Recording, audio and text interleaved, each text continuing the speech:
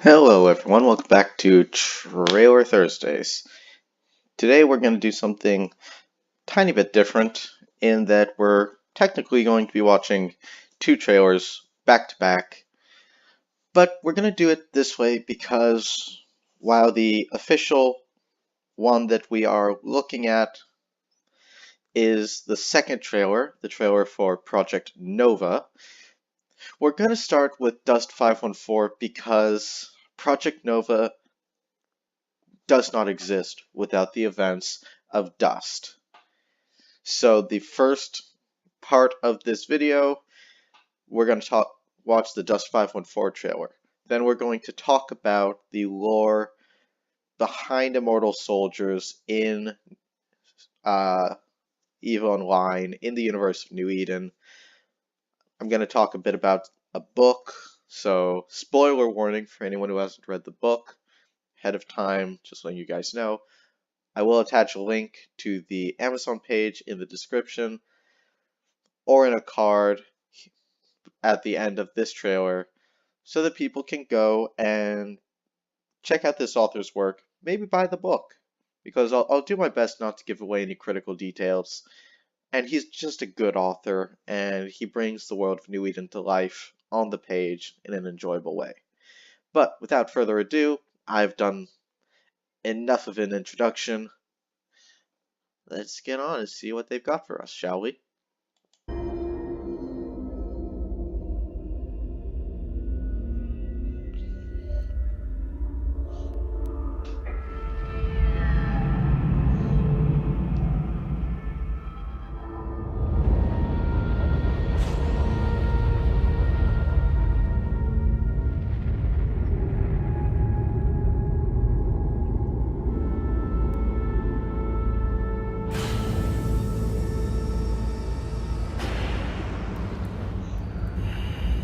Look at this place. Nothing spooky about a dead space station. Nothing at all. In we go. Over here. This one seems to be intact. Okay, let's bring it in for analysis. Let's just The grab implant recovered by the dead extraction team has fascinating properties. An instant transfer of consciousness, even at the moment of death. So much blood has been spilled in the name of our faith. The Too many have Marians. died at the hands of Imperiums. Imagine the military application. But we have been blessed. I will unleash this new power and end the war.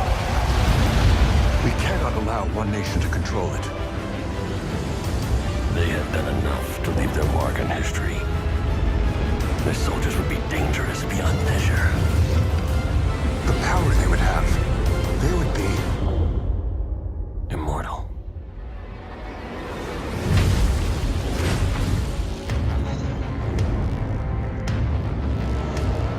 Oh man, those immortal soldiers. Gotta love them. Or hate them. One or the other.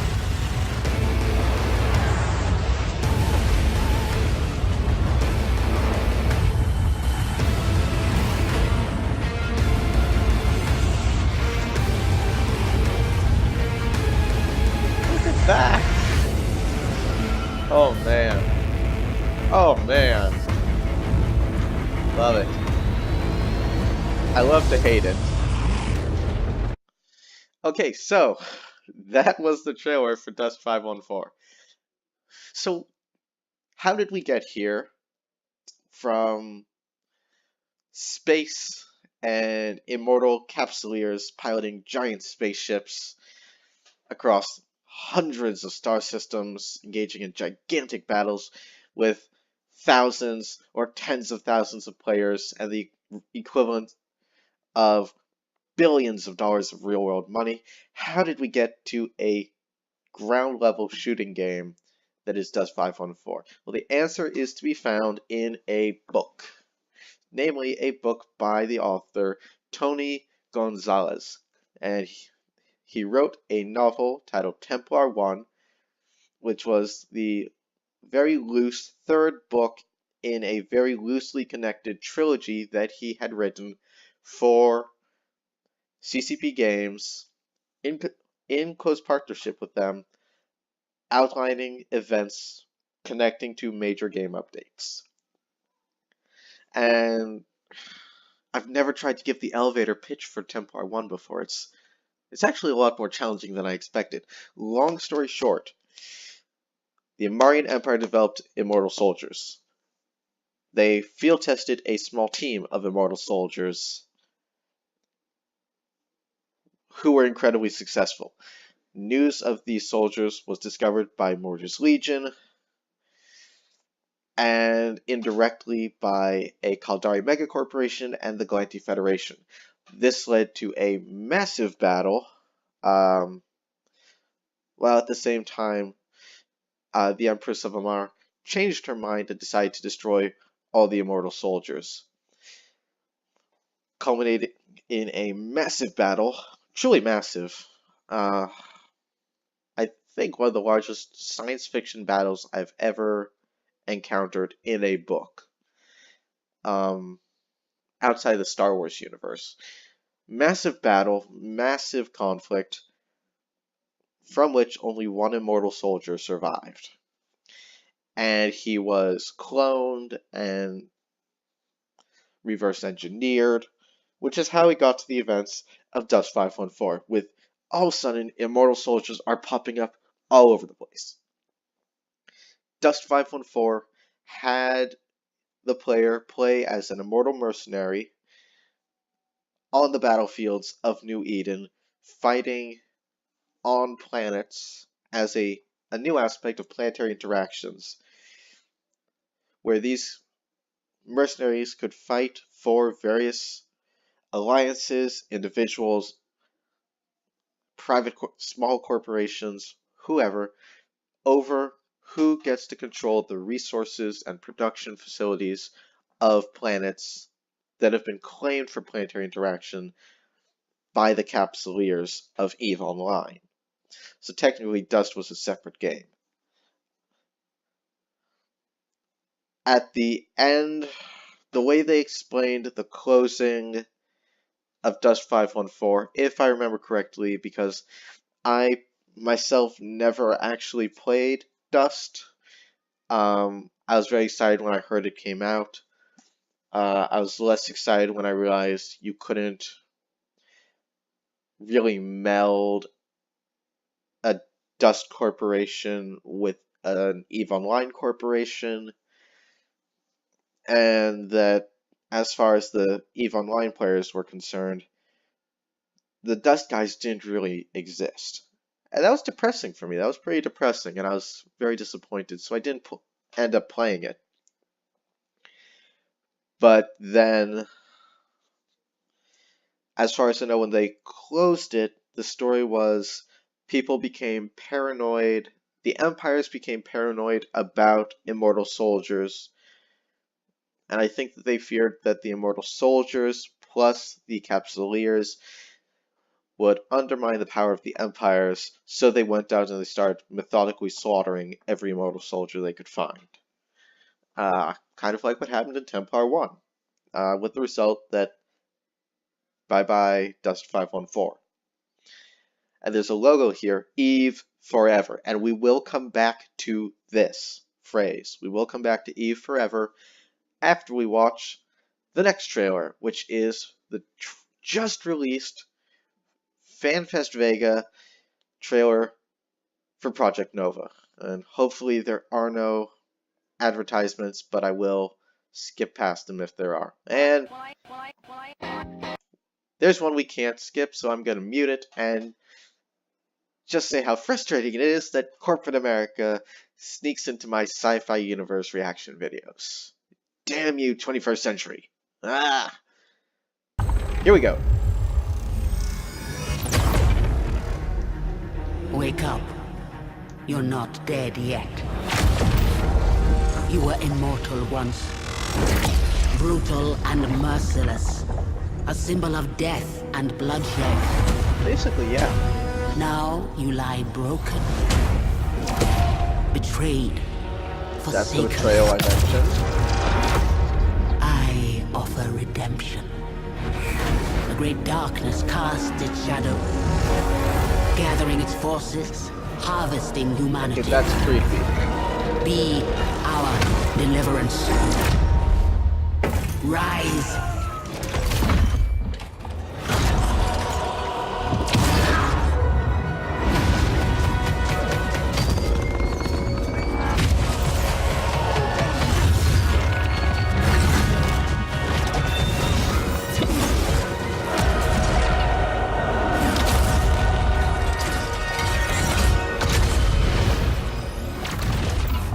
Okay, that's Project Nova. So what do we know about Project Nova? Well, let's start with who our antagonist is, because we have one.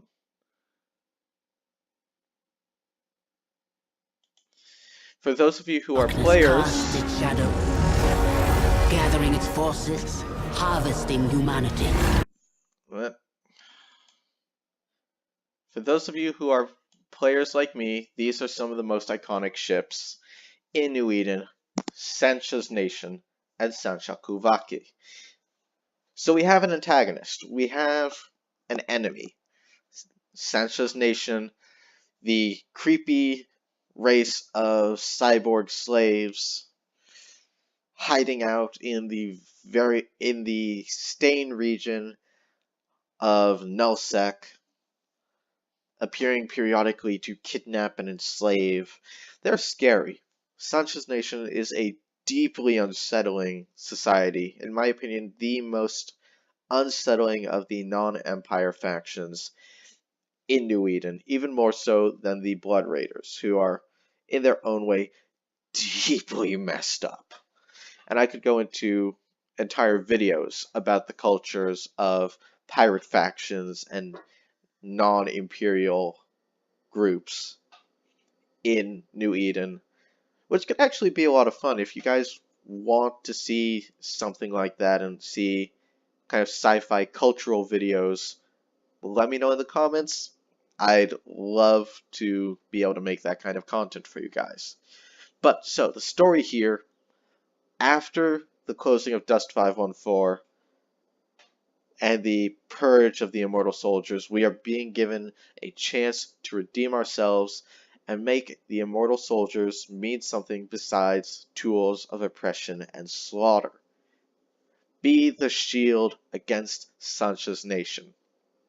And I don't know, from the trailer and the gameplay that we got to see at FanFest, I don't know how much of this is going to be focused around fighting on planets. I know that Sancha's Nation occasionally raids planets, but I don't know if that's going to be a focus. So I don't know if we're going to get things like vehicles.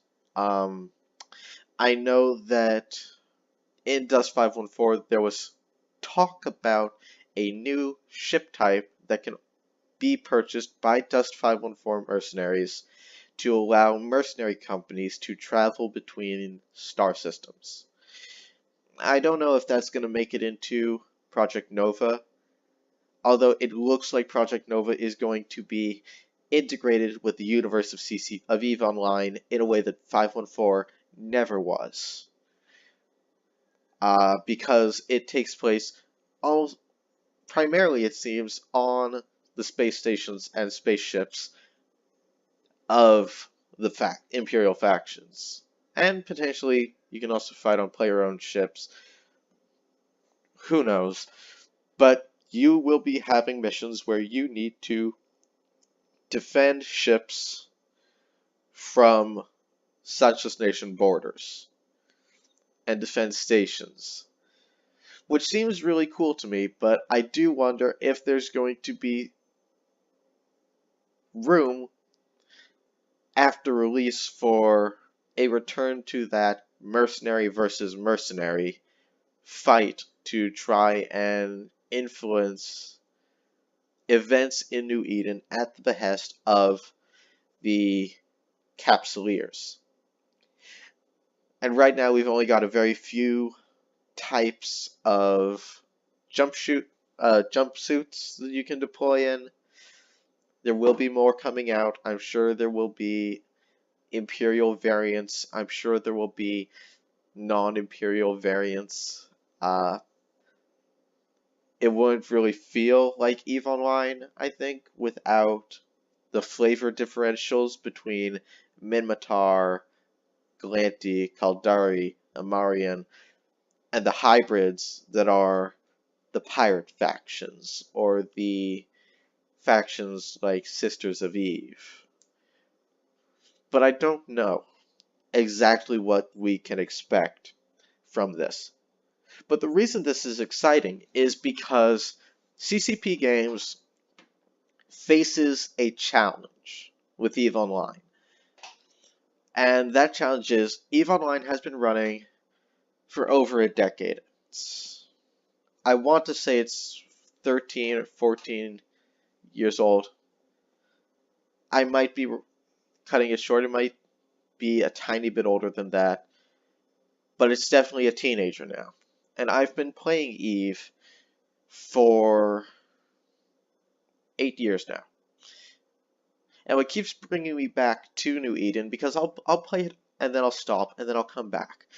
And I think that's really how EVE exists for a lot of people. What brings me back and what brings a lot of people back are the updates and the constant expansion of new game mechanics, new ships, new modules, new factions. I remember when they brought Mordu's Legion in and gave us the Garmer, the Orthrus, and the Barghest. I remember how flipped and psyched out I was that this was happening and we were getting new ships. I was over the moon excited for the ships, for the stories, and the adventures that I could have with these new items and new modules and new mechanics. And they keep doing this. And it's amazing, and I love them for it, that they keep trying to figure out new ways to make New Eden feel fun, challenging, and worth investing time in. Which is, it's beautiful, really, when you think about it. Because they could have gotten lazy at any time and said, you know what, screw it. We're done. We're good here. There's nothing we can do to make this better. And they've never done that. And now they're working on ways to make it better for new players. They're constantly trying to lessen that learning cliff that has plagued EVE Online from the beginning. But they have a real challenge, and that challenge is other game developers. Specifically, another project that, from the picture that I used to identify my channel, to the very first trailer reactions that I ever did on this channel, you can probably figure out what it is. It is Star Citizen. And when I first found Star Citizen, I thought, this is what EVE could have been. This is almost EVE 2.0, but better. First-person elements, being able to actually crew ships, work together with friends to crew ships, have first-person shooter combat, boarding ships, fighting on planets, fighting on stations, fighting on moons. All of these elements that I wanted to see in EVE were brought together in Star Citizen. Which creates a real challenge to that phrase, EVE forever. Which is not to say that there won't always be hardcore EVE players. Personally, I have to admit, I don't think I will ever be fully done with EVE Online. I think I will always come back to it. But for EVE to truly be forever, it has to continue to grow in a way that keeps it on par with its competitors. And the single biggest competitor to CCP Games and EVE Online is Cloud Industry Games and Star Citizen. And in light of that, Project Nova to me is even more exciting than it would have been if I didn't play Star Citizen, because it tells me that CCP Games sees the trajectory of game development being set by Star Citizen. They're seeing how wildly successful a completely crowd-funded project is being, and they're realizing, hey, we were already kind of working on this, but now if we want to stay competitive, we really need to deliver Project Nova and a first-person shooter experience, and we need to do it in such a way that it really feels like it matters in the New Eden CCP EVE Online universe. It has to matter. And knowing CCP Games and their ability to create good stories and challenging but fun mechanics, I'm really excited to see what they can do with integrating Nova into the larger universe of New Eden, into EVE Online, and bringing together the first-person shooter players and the Capsuleers that have done so much for establishing science fiction space gaming as something that people can actually say, yeah, this is something people will do. People will actually play a game that takes place entirely in space. EVE Online, to me, proved that. It proved that a space game can be amazing. And it's proven to be an amazing study in human nature, in diplomacy, in warfare, in espionage. Some of the largest battles and scams in the history of video games have taken place in New Eden. From the guy who created the first, I believe it was the first, and it definitely was the last investment bank of New Eden, who decided that he was going to run off with all the money invested in the bank by a Titan, which is also known as a space penis, a 14-kilometer overcompensation for how small you are in the real world, fitted it out with the best modules, placed a massive bounty on his own head, and went out into Nullsec, daring everyone to come get him. To the single largest war in New Eden history, which was started because someone forgot to renew the fuel on a claim beacon. Basically, someone spreadsheeted wrong and a gigantic war broke out.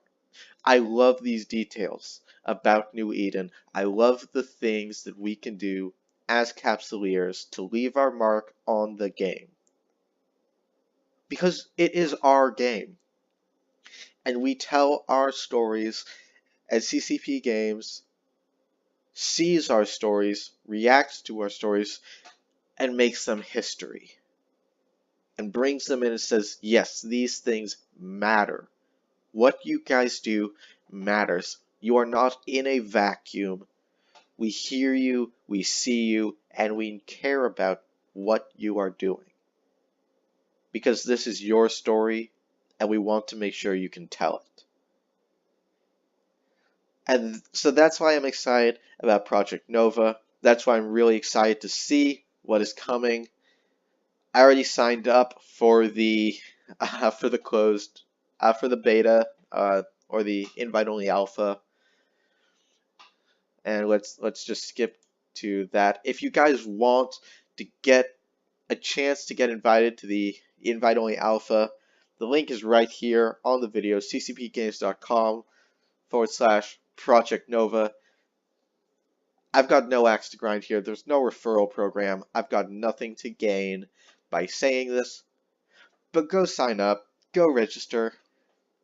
Every person who registers is an encouragement to CCP Games that yes, you are doing something really cool. Keep doing it.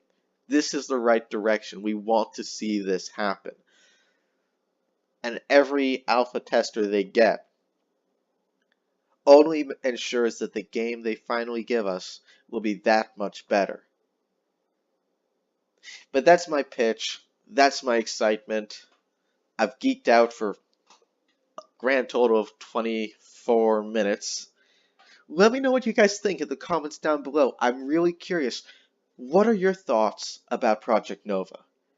Do you think that Project Nova can make CCP Games and EVE Online last forever. I know that's a sales pitch. I can't help it. But tell me what you think. What did you think of the trailers? If you've read the books, what did you think of the books? If you want to talk New Eden, drop your observations. If you want me to do more videos that are about science fiction factions, let me know down below. Tell me what you guys want to see, and tell me what you guys think, because I really am curious. I love this stuff, I love talking about this stuff, and I love seeing other people getting enthusiastic about it. So until next time, everybody, fly safe, remember that Bob loves you. Until next time, this is Vucari-gaming, and I'm Z. Have a wonderful weekend, everybody.